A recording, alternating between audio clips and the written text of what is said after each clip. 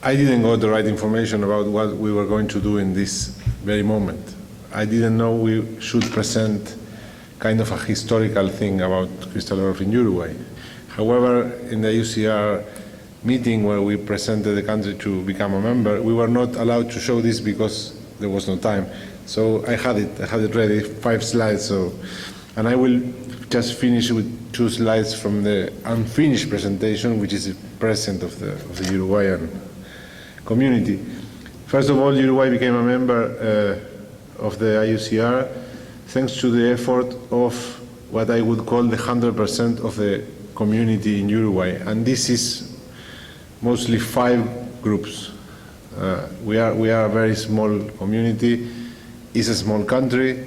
Each group has more than 1,000 members. So in total, you will find, I don't know, 20 or 30 crystallographers in the World Directory. And this is because we are a small community.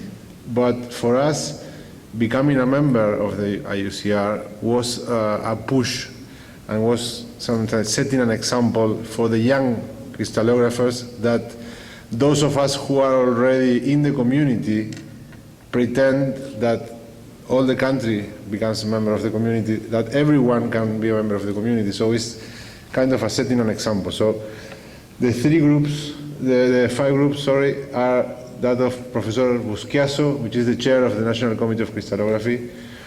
I belong to a group together with Álvaro Mombrú, but this is a big group working in single crystals and powder diffraction of different kinds of materials, so we are kind of a rather large group.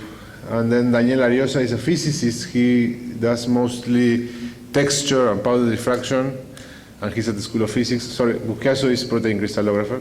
And then Laura Fornaro is a chemist that she's doing mostly powder diffraction and recently electron crystallography. She's installing a new TEM it's the only lab that is outside Montevideo. Uruguay has half of the population in Montevideo, and the big university is in Montevideo. So the first 4 people there work in Montevideo, and then Laura that is in Rocha in the east. There were 2 important crystallographers in the history of Uruguay. I want to be brief, but maybe some of you have heard about Stephenson Katica Ellis. This guy started crystallography in Uruguay. He was a founder. He published the first papers in crystallography in the 50s. And he was very notorious in the 70s, having worked in some states in England. But the political situation in Uruguay obliged him to move, and he never came back. And he installed himself in Campinas, and he founded the Laboratory of Crystallography in Campinas, where also notorious crystallographers of LACA have worked. So this guy unfortunately never came back to Uruguay, but he was so important in his time that he was invited to write one of the first 20 booklets on the teaching pamphlets. Teaching pamphlet number 8 is about the anomalous dispersion. It was written by him. So he unfortunately left very little in Uruguay, because at the time he left, all the scientists were leaving, so there was no memory of him almost until, let's say, the 90s, where we started to dig up what was the past of crystallography. So I am kind of trying to reconstruct his activity in Uruguay, because I think he was an important person in the country. The other guy was less notorious, but he helped start the protein crystallography unit. Actually, he was kind of a mentor of Pedro Alzari in France. He is much older. He passed away some years ago. It was the same with Katica Ellis. This guy also never came back to Uruguay to work, but he saw how the protein crystallography unit in the Institute Pasteur Montevideo, where Busquiazo works, he saw the machine working. So he saw how crystallography was being restored in Uruguay, and he died, let's say, happy with that. So activities organized in the country, you see these are recent activities mostly. The oldest one that is in record is 1994, the 13th Ibero-American crystallography meeting. This was the last one. It was mentioned before the Ibero-American meetings. It was the last one in Montevideo. Then there was a crystal growth school in 2003 by Laura Fornaro, the woman that is in the east of the country. And then recent activities, 2008, with Busquiaso organizing this Center of Biological Structure in Biological Crystallography of Mercosur.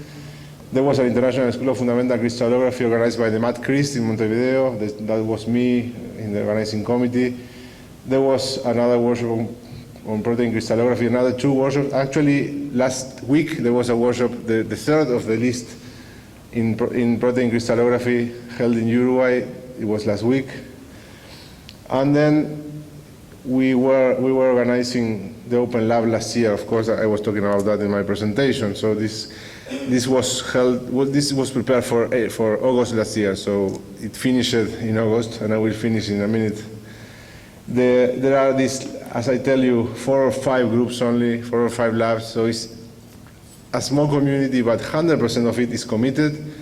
And we are proud that we have the protein crystallographers, the physicists doing crystallography, and the chemists doing crystallography. So it's a community that is small, but is wide in topics, so with a high potential of growing. And that is what we try to keep most. So we don't have an association yet, formal association. We have what we call the RED Uruguay, is a network of crystallographers.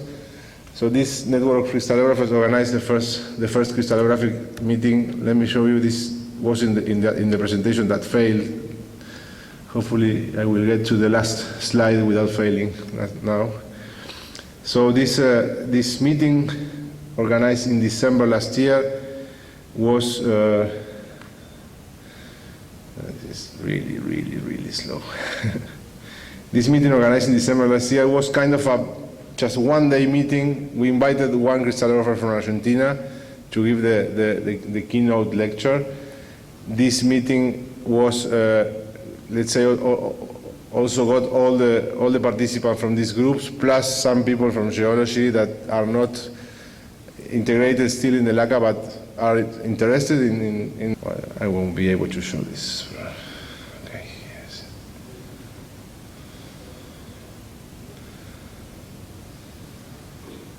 Because this is a picture of the Open Lab participants.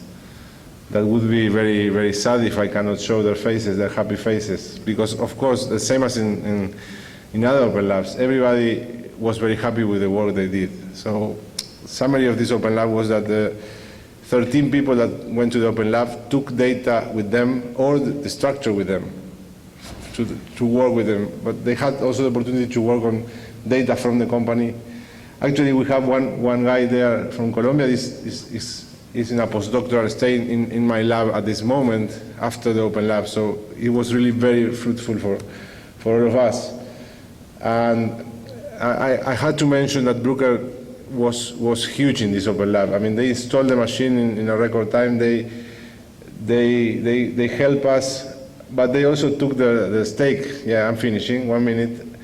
Because I had this very nice, I discovered a great new world of possibilities taken out of the evaluation made by the students. So one of the students was really impressed by the Open Lab, and she wrote this, and they took it for the closing thing. So the community organized the first meeting of crystallography in Uruguay. This is historically the first reunion. We will have the second this year, and we will organize it with a lot more time. So we have the chance to invite people from the region, Argentina, Brazil. So thank you very much from the Uruguayans. You saw this wine already. Abdel Malek has his bottle now, deserved bottle. I gave it to him. This is the cause of the problem. I will skip it. And I have to show the thank to all the companies and people that really made it, all the activities we did possible. That's it. Thank you, all of you.